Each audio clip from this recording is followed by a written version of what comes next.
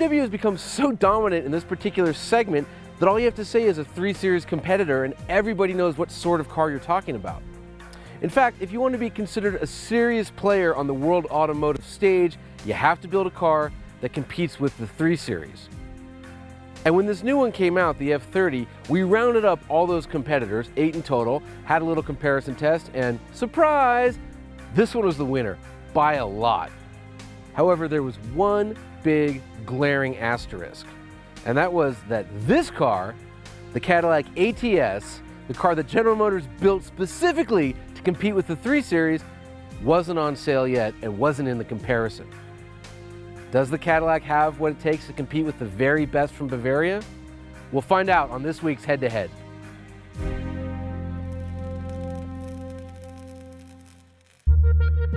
It's hard to stress how meticulously Cadillac benchmarked the 3 Series.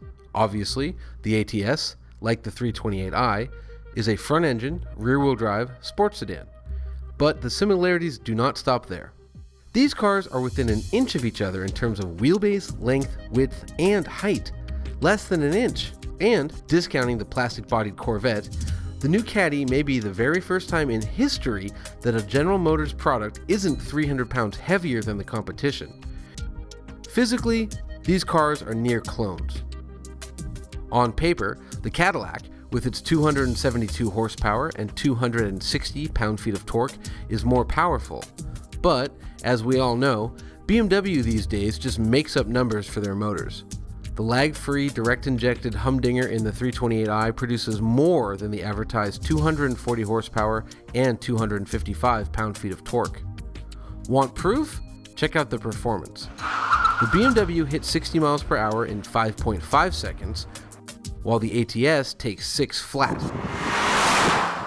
However, taking a look at the data, we see that the discrepancy isn't caused by a lack of Cadillac power, but rather because of the gearing. In the ATS, you have to pull 4th gear right at 55 miles per hour. There's your half second. The Cadillac closes the gap in the quarter mile, taking 14.4 seconds versus the BMW's 14.1. But note that there's less than 2 miles per hour of difference in the trap speeds. The ATS is let down by its transmission, not its engine. Around our figure 8, the two cars are, again, identical. Both of them run the cones in 26.3 seconds, and there's a 0.01 G of difference in grip between the two. Interestingly, the Cadillac is actually faster in the straight sections, and the BMW is faster through the corners. But in either case, not by much. Long story short, neither car has much of an advantage over the other. But stage dynamic tests only tell you so much.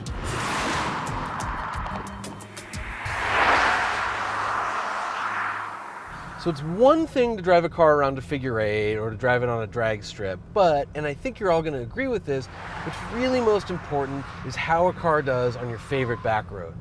At least to us it is. And I gotta tell you, that Cadillac better be one hell of a climber, because this BMW is a mountain.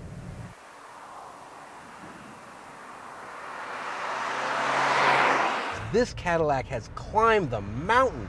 This ATS is unbelievably good on this road. I mean, think about it. Cadillac went from nowhere in the segment to, according to me, basically the top. But the thing is, you know, this is a head-to-head. So we've got to figure out which car is better, the 328 or the ATS. So what we're going to do now is we're going to break it down by the major factors that make a good car good.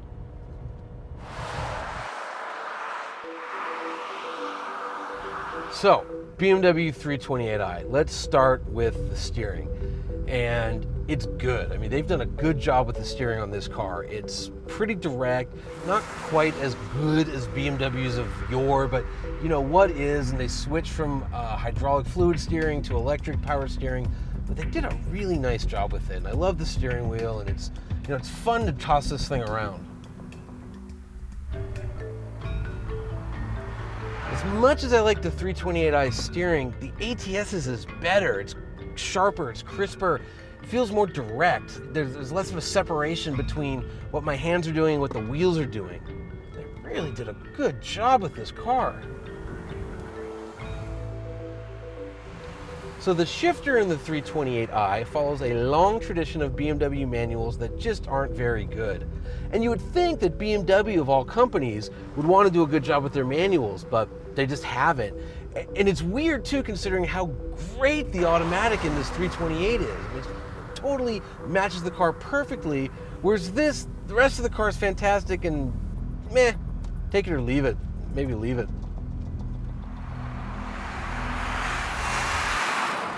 Now, the shifter in this ATS is a real disappointment.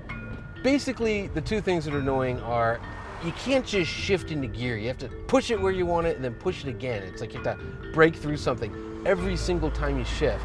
And the other thing is, because first gear and reverse are in the same corner, it has this like ghost detent. When you're trying to grab second, you pull this phantom gear, which isn't there. And when you're driving hard, you're always hitting it. It just sucks. And I don't know why Cadillac would let it into this car. We're hoping that it's a fluke. This is a lemon of a transmission, but man, if it isn't.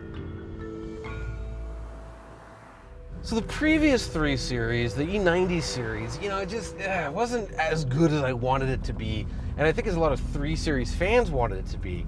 But this one, the F30, man, they've done such a nice job with this chassis. Yeah, it's a little bit bigger, but it's stiffer. And you know that when the M version shows up, it's gonna be a monster. The real story with the ATS is this chassis. It is so good, it's so stiff. And like a lot of kind of sporty GM products, this has the magnetic ride control shocks, which are as good as they are in any other product, be it the ZL1 Camaro or the CTS-V. But this chassis, it just has this extra sharpness to it, this bit of excitement that's just not present in other cars of this nature. It's really great.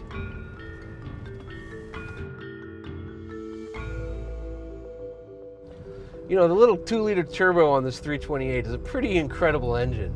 Supposedly, according to BMW, it only makes 240 horsepower, but as we know, BMW loves to lie about their horsepower numbers, and this one probably makes about 270 ponies or more, and it's very similar actually to the Cadillacs.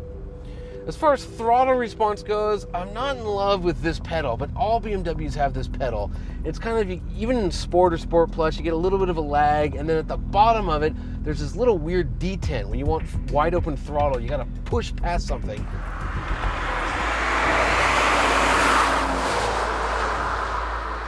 Just like the BMW, this has a 2-liter turbo with almost no lag. And again, while this one on paper makes more power, I think the BMW is underrated, and they're pretty much identical. I think in second gear, you're gonna have a little bit more power in the Cadillac, but it's really negligible. I mean, they're almost a copy of each other. So with the exception of the manual, and remember you can get the automatic, which does shift fast and it's pretty damn good, there's really nothing wrong with this car. It can push it hard, the brakes are good, it's comfortable, it's fast. It's just fun. It's what you want in a sports sedan. And I think that's the reason why since forever, the BMW has been the leader in the segment that they invented. And it's really hard to knock this car in any real way. The big question, which is better, the BMW 328i or the Cadillac ATS 2.0T? Boy, I gotta tell you, I'm thinking it's the Cadillac. I think this ATS is just more fun to drive. It's sportier, and for years, BMW, they always win the car competition because it's a sportier, better car to drive. And this ATS is, except for one thing. My colleague, Rory Jernicka, said to me, which would you rather own? And instantly I said, man, I'd rather have that Cadillac. But if I own this car, I realized that this transmission is such a dog. Every time I took it out on a good road, I'd be upset. So victory for BMW, and it really isn't so much a win as it is a forfeiture by Cadillac for putting such a bad transmission into an otherwise fantastic car.